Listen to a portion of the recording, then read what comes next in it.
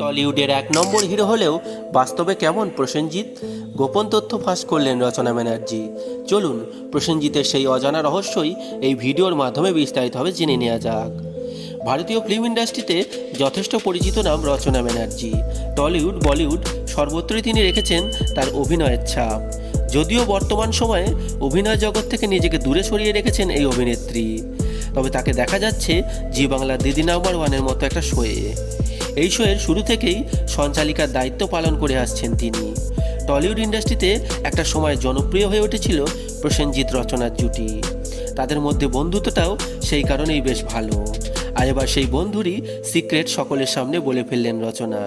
সঙ্গ দিলেন আরেক জনপ্রিয় অভিনেতা শাশ্বত চট্টোপাধ্যায়। প্রসেনজিতের সঙ্গে জুটি বেঁধে একের পর এক হিট ছবি তিনি উপহার দিয়েছেন দর্শকদের। মজা করে একবার অভিনেত্রী বলেই বসেছিলেন কেন কখনো তার সঙ্গে প্রেম করার কথা ভাবেননি প্রসেনজিৎ। আর সেই তিনিই কিনা ফাঁস করে দিলেন অভিনেতার জীবনের আর এক সিক্রেটের ঘটনা।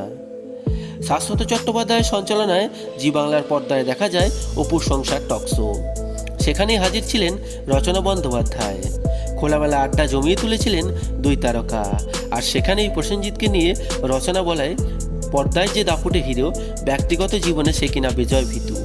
সঙ্গে সঙ্গেই রচনাকে সমর্থন জানান শাশ্বত। এরপরই এক পুরানো অভিজ্ঞতার কথা শোনা গেল শাশ্বতের গলায়। একবার নাকি একসঙ্গে শো করতে গিয়েছিলেন প্রসেনজিৎ ও শাশ্বত। প্রিয় অভিনেতাকে সামনে থেকে দেখার জন্য কাতারে কাতারে মানুষ ভিড় জমিয়েছিলেন সেখানে। অথচ প্রসেনজিৎকে কিনা খুঁজে পাওয়া যাচ্ছিল না, কারণ তিনি ভয় পেয়ে ঘরের একটি কোণে গিয়ে লুকিয়ে বসেছিলেন।